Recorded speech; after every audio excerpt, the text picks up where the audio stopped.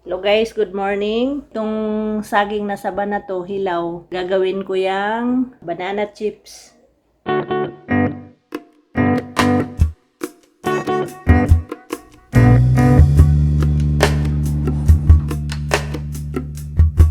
Ito yung tubig ko. Lalagyan ko siya ng half tablespoon na rock salt. Ibababad ko dyan yung babalatan kong saging.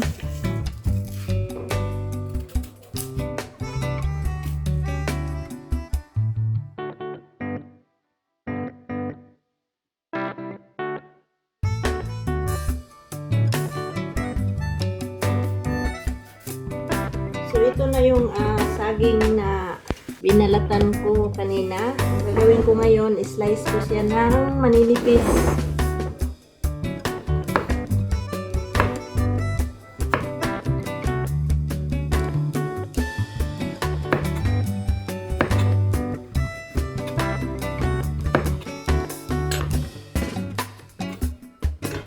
Dito ko lulutuin yung aking banana chips. Lalagyan ko na siya ng mantika. Yan, hintayin ko lang yan na mainit na, saka ko ilagay yung aking banana. Ngayon, mainit na yung mantika.